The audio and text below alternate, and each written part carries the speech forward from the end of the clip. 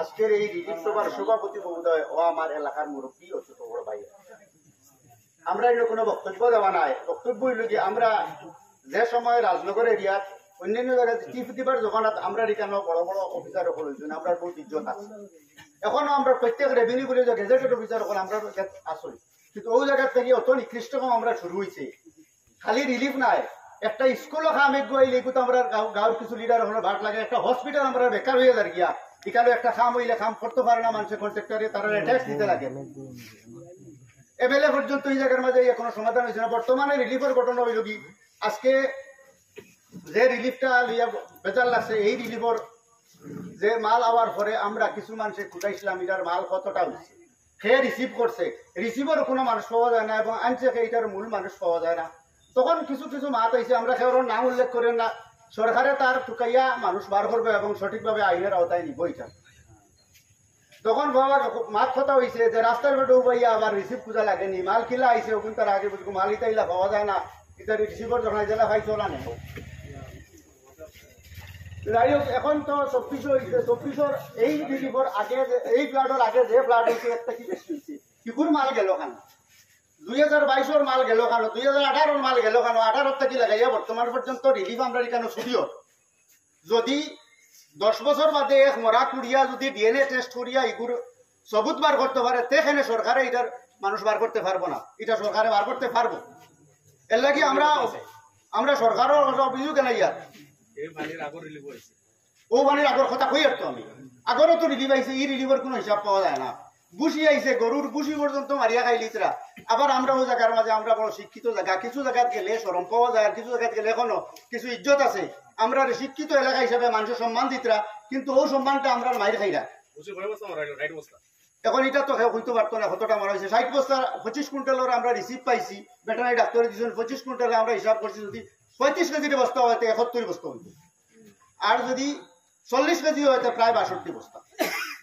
কিন্তু আমরা এখানে তারা যারা রিলিফ আনে এরা গ্রুপের মাত মাতে, কিন্তু আইসি এখানে নিশিনপুর, মানিকপুর, ফাতারিগাম আর আলগাপুর 4 গ্রুপের মাল আইসি।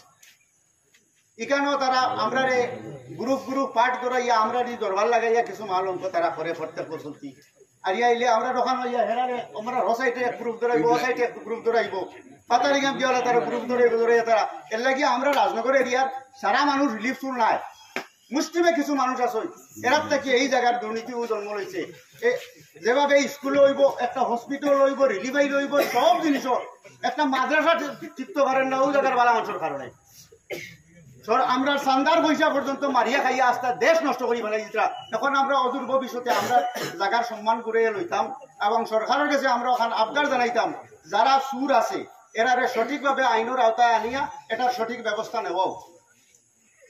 ও ওখানে আমার বুলবুল বক্তব্য, আর কিছু না।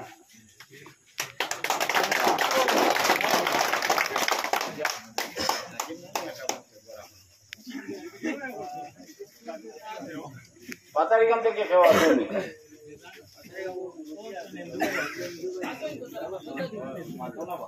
একজন মানুষ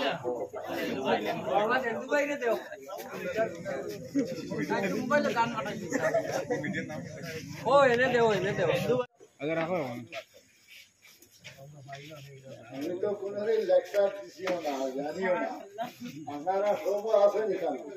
কিভাবে মালটা রিলিজ হইল শিলচার থাকি, এমএলআর টুল থাকি, এটা তো খবর লইতে লাগবে, জানতে লাগবো কতটা হইল, কিভাবে বন্টন করা হইল, খেয়ে খেয়ে আনলো, খার উচিলে আইলো, এটা তো সবে আপনারা জানা আছেন।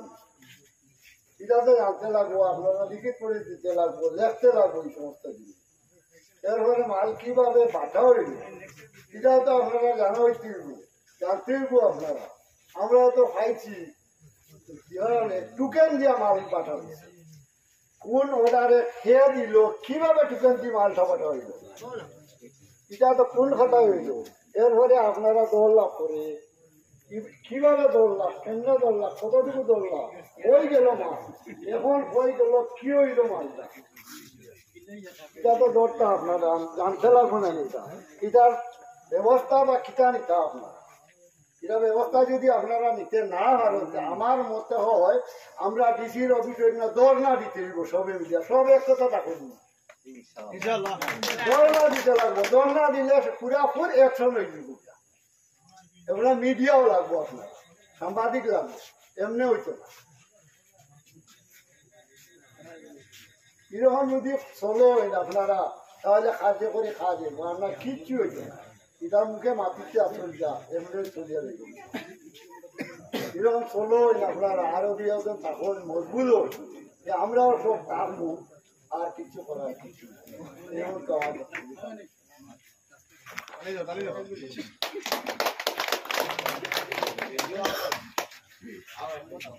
পাঁচ কথা মনে গেছে কি শিলংয়ের এক হোটেল ওই বছর সে একটা মানুষের সেটা ওই মুকুলি যাইছিল পানিতে যাইয়া করিয়া আপনারা যেহেতু গুরু দায়িত্ব দিছ, আমি কিন্তু দেখছি না শুনছি যে এখানে চাউল কেলেঙ্কারি হয়েছে, পুলিশের চাউল লুকাই আনিছে, মোবাইলের মাঝে আমি দেখছি। প্র্যাকটিক্যালি দেখছি। এখন আপনারা কিতা কর্তা না কর্তা এটা আপনারা মত দিতে লাগবো, আপনারা কয়েকজনে বক্তব্য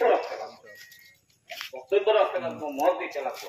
এখান থেকে এটারে আমরা রেজলিউশন আকারে অন্য জায়গা জায়গা বইয়ে ওটা লিখতে লাগবো, বুঝছেন না? ওটা হইলে সুবিধা হয়। এখানে সিলেকশন করো একটা মত দিতে হয় না, মতামত লাগে তো।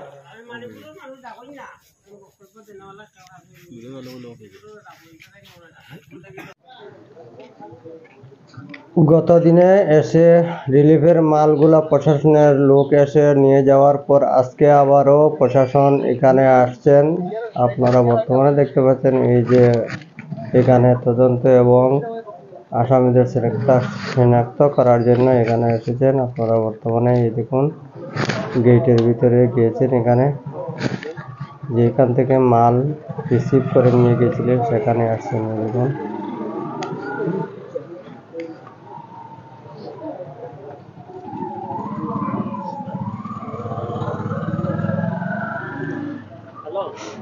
এখানে অনেক লোক দাঁড়িয়ে রয়েছেন, দেখতে পাচ্ছেন আপনারা। এখানে অনেক লোক দাঁড়িয়ে আছেন। এখানে পুলিশ ভিতরে গিয়েছে,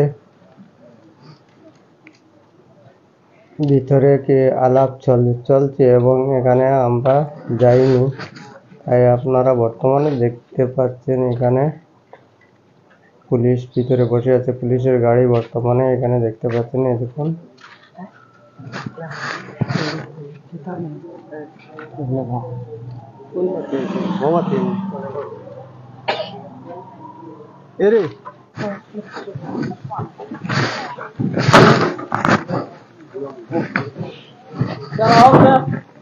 ও আসলো আবার রিলিফ, পুলিশ আসছিল রিলিফ কেলেঙ্কারির।